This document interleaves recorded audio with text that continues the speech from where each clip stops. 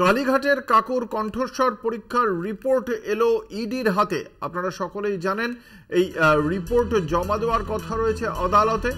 হাইকোর্টে রিপোর্ট জমা দিতে হবে এনফোর্সমেন্ট ডিরেক্টরেটকে। প্রায় 4 মাস পর এই রিপোর্ট পেল এনফোর্সমেন্ট ডিরেক্টরেট।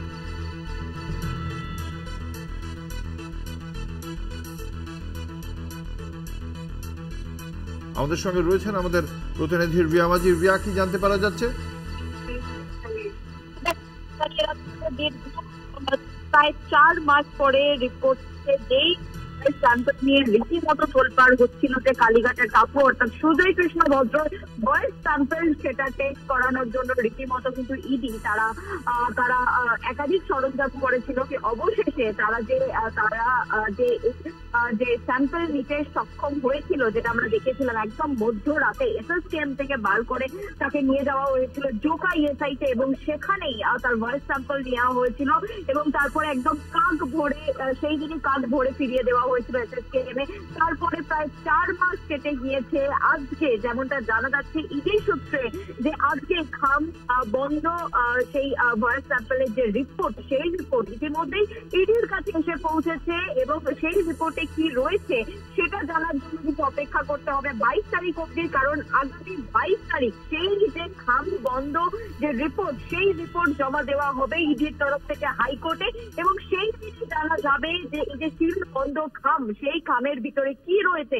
এই যে ভয়েস স্যাম্পল দেওয়া হয়েছিল এবং যে ফোন কলের ভয়েস স্যাম্পলের সঙ্গে মেলাতে চাইছে যে হাই প্রোফাইল কারোর সঙ্গে কথা বলেছিল এবং সেই ফোন কল যে পেয়েছে ইডি কর্তারা, সেই বিষয়টা নিশ্চিত হওয়ার জন্যই কিন্তু মূলত সুজয় কৃষ্ণ ভদ্রের ভয়েস স্যাম্পল। কারণ ইডি মনে করেছিল এই যে কথা বলেছিল ফোন কলে সেটা সুজয় কৃষ্ণ ভদ্রই ছিল এবং সেই কারণের জন্য তাদের কাছে এই ভয়েস স্যাম্পল টেস্ট করানো অত্যন্ত গুরুত্বপূর্ণ হয়ে উঠেছিল এবং সেই কারণের জন্য যেটা দেখা যাচ্ছে যে আজকে সেই রিপোর্ট খাম বন্ধ, সেই রিপোর্ট ইডির হাতে এসে পৌঁছেছে। আগামী একটা বিষয় জানতে চাইবো, এই যে 3.5 থেকে 4 মাস প্রায় লেগে গেল যখন ওর মানে নাটকীয় ভাবে মধ্যরাতে ওর ভয়েস স্যাম্পল কালেক্ট করা হয়েছিল, তারপরে এই 4 মাস সময় কেন এই শীত ঘুমে চলে গেল তদন্ত, সেই বিষয়ে কিছু জানা যাচ্ছে? জানিয়ে রাখবো যে এই যে প্রসেস হয় না, একটা ভয়েস স্যাম্পল টেস্ট করার যে প্রসেস হয় সেটা কিন্তু অনেক রকম ভাবে সেই স্যাম্পল টেস্ট করাতে হয় বলে এমনটাই কিন্তু সূত্র মারফত জানা যাচ্ছে এবং সেই কারণের জন্যই কিন্তু দীর্ঘ প্রায় 4 মাস লেগে গিয়েছে এবং এটা হায়দ্রাবাদ থেকে এই স্যাম্পল টেস্ট হয়ে এসেছে বলে এমনটাই জানা যাচ্ছে ইডি সূত্রে।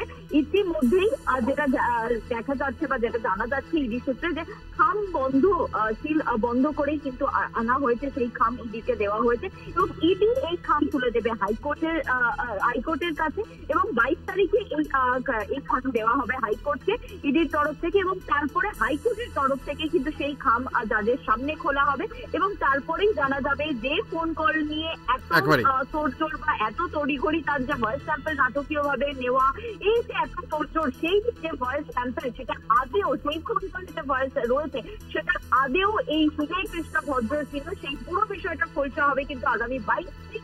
যদি সেই হাইকোর্ট এই খাম খোলে সেই দিনই কিন্তু পরিষ্কার হবে। ধন্যবাদ। আমাদের সঙ্গে ছিলেন আমাদের প্রতিনিধি রিয়া মাঝি।